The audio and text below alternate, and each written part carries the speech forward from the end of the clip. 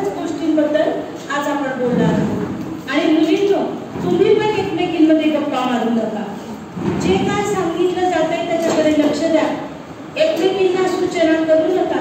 आपण या हॉलमधून गेल्यानंतर बाहेर सूचना करणारच आहे एकमेकींना, आणि नंतर गप्पा मारा वाटल्यानंतर तुम्हाला ते विचारायचं असलं तर नक्की विचारा, पण आता नको। आता जे आम्ही दाखवणार आहोत, जे सांगणार आहोत ते लक्षपूर्वक बघा, ते आयुष्यभर उपयोगी पडणार आहे। आज नाही, खरं तर फार वर्षापासून हे सगळं वातावरण असावं कदाचित, कारण कुठलीच गोष्ट एकदम होत नाही।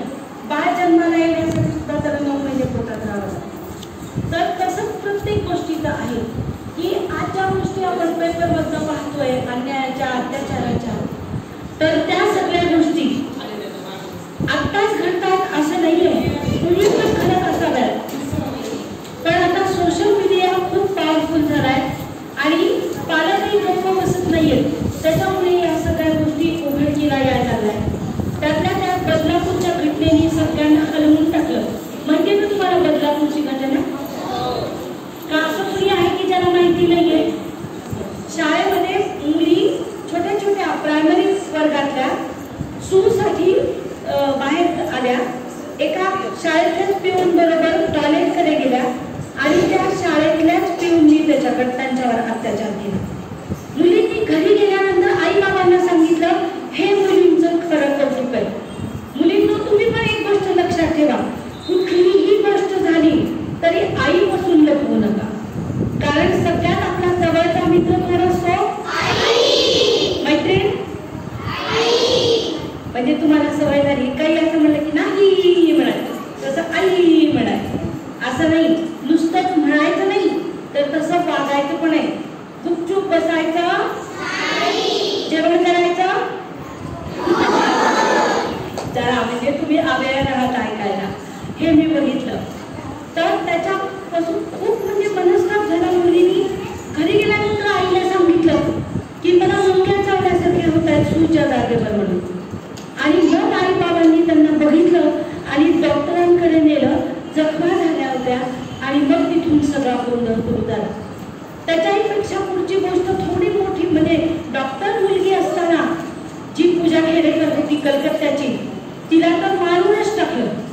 आणि ही घटना पहिल्यांदा घडलेली नाहीये, याच्या आधी सुद्धा मागे 2-3 वर्ष या शाळेत आम्ही 2018 पासून हा प्रोग्राम घेतोय, कारण त्याच्यावर नवीन नवीन मुली येतात आणि मुलं विसरून जातात ऐकलेल्यानंतर, तर त्याच्यामुळे पुन्हा पुन्हा त्यांच्या मनावर हे बिंबवणं, याच्यासाठी या नंदिवे मॅडम आणि ही मैत्रीण माझी कल्पना, आम्ही सगळे मिळून हा कार्यक्रम दरवर्षी घेतो। आणि यावर्षी मॅडमनी आवर्जून तुम्हाला बोलवलंय, याचा मला फार समाधान आहे, कारण कसं ते मुलांना काहीच कळत नाही। कुणी जर नवीन जिंदगी सिनेमा पाहिलाय का? पाहिलाय? जरूर बघा कधी लागला तर। एकदम लहान वयात ज्या मुलांवर अत्याचार होतात ना शारीरिक, पूर्ण लाईफ त्यांचं बिघडून जातं, कारण त्याचा मनावर परिणाम होतो। आपण सायकोलॉजिकल इफेक्ट म्हणतो त्याला। तर तो परिणाम होऊन मुलगी विक्षिप्त होऊ शकते, विमजिकल होऊ शकते आणि ती पुढे आयुष्यामध्ये चित्रविचित्र वागू शकते आणि आपल्याला कळत नाही की तिला नेमकं काय होतंय। आणि तिने ते सांगितलेलं नसतं लहानपणी काय होतंय, तिच्यावर तर वडिलांचे मित्रच अत्याचार करत असतात घरामध्ये आलेले काका, आणि आई वडील कुठेही चालले की त्यांच्याकडे तिला सोडून जात असतात। म्हणून शेजारी असो, घरातले नातेवाईक असो, आजूबाजूची मुलं असो, आपण म्हणतो अगं तो दादा भाजी आणायला चाललाय, जा त्याच्याबरोबर, आपली पण भाजी घेऊन ये, असं म्हणून मुलीला पिशवी आणि पैसे देतो। करू नका, थोडा त्रास झाला तर झाला, संध्याकाळी उषा किरणला जाऊन 10 भाज्या घेऊन द्या की मला एक गारा भाजीवाला ठरवा, पण मुलींना एकटं कुणाबरोबर सोडू नका प्लीज, कारण आजकाल कुणाचाच काही भरोसा राहिला नाही। आपल्या बाजूचा, आपल्या शेजारचा, आपल्या घरातलं सुद्धा माणूस हेच करताय। मी आदर्श महिला गृह उद्योगमध्ये काम करते, तर 150 गावात आमचं काम चालतं, तर त्या तिथला एक अनुभव सांगतो मी तुम्हाला। महिलांवर होणाऱ्या अत्याचारावर पण आम्ही काम करतो, आमच्याकडे एक ॲडव्होकेट आहे सुजाता माने, तर तिने सांगितलं की रोज घरातली बाई शेतात नातीला ठेवून आजोबाजवळ जायची ह्याला, आणि थोड्या दिवसांनी मुलगी प्रेग्नंट राहिली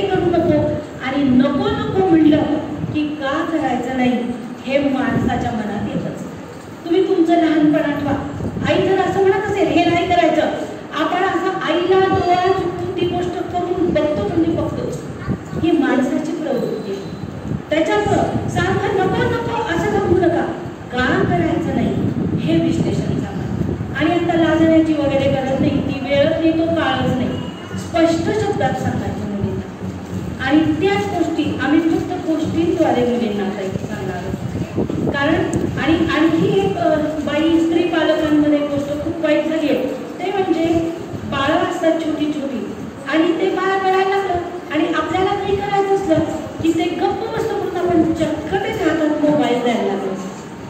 किती घाण आहे. आपण स्वतः लहान असताना आठवा, आईला 4 मुलं आपल्या, तिने कधीच मुलांच्या हातात मोबाईल दिला नाही किंवा असं काही दिलं नाही की ज्याच्यात बाळ गुंतून राहील. फक्त मी पाहिले मजूर पालक जे आहेत त्या मात्र एक छोटी अशी आपूची गोळी मुलांना खायला देतात, हे मी स्वतः पाहिलेले, आणि त्या बाळाला मारण्याचं फोन टाकतात त्या झाडाला लागलेल्या झोक्यामध्ये, आणि मग काम करत राहतात त्या, आणि ह्याच्यामुळे बाळाची बुद्धी मंद होती हेच त्या बालकांना माहिती नाही. म्हणून आई पालकांनी खूप जागरूक राहणं गरजेचं आहे. मी माझा एक वाईट अनुभव तुम्हाला सांगते की आम्ही राहतो क्वार्टरला, बाजूलाच काय होतं, सरकारी ऑफिस असल्यामुळं एक जीप तिथं पडलेली होती. ती जीप मुलींना तुम्ही पण ऐका, इथं थोड्या मोठ्या पण मुली आहेत, त्यांनी ऐकणं गरजेचं आहे.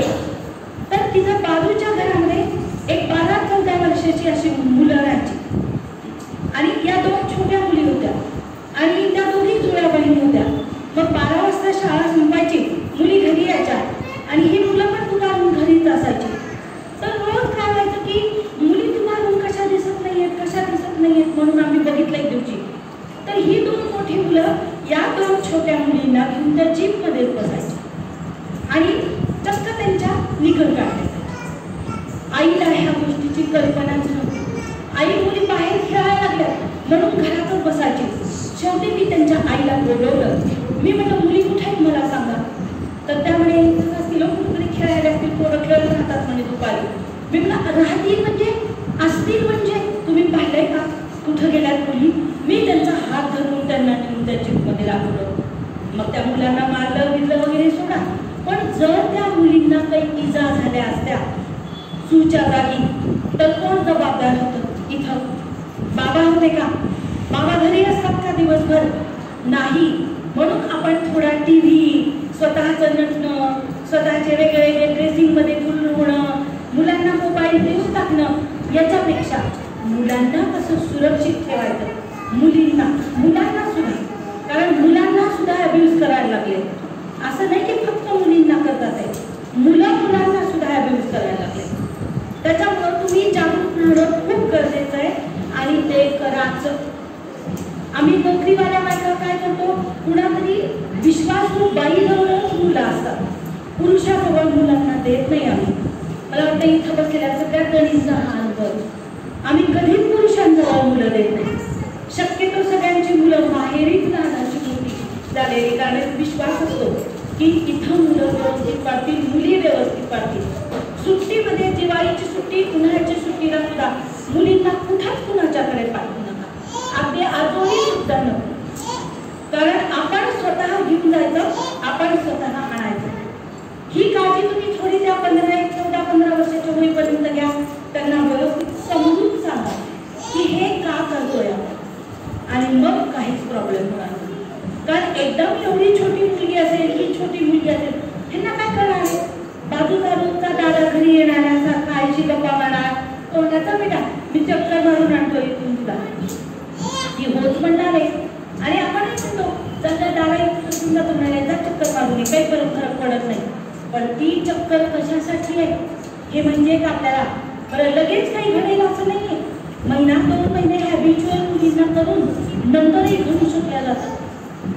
म्हणून वेळ वेगळी आहे, काळ बदलला आहे, माणूस पण शिल्लक राहिला नाहीये. माणसामध्ये आपण म्हणतो ना कलियुग आलंय, ते हे कलियुग आलंय. म्हणून मातांनो, भगिनींनो, सावध व्हा, आणि मी तुमची आईच आहे असं समजा, आणि हे लक्षात ठेवा, हे मुलींना पण समजून सांगा वेळोवेळी. मुलं नेमकं, आणि मोबाईल तर खरं हातात देऊच नका मुलांच्या. आता ऑनलाईन एज्युकेशन पण नाही.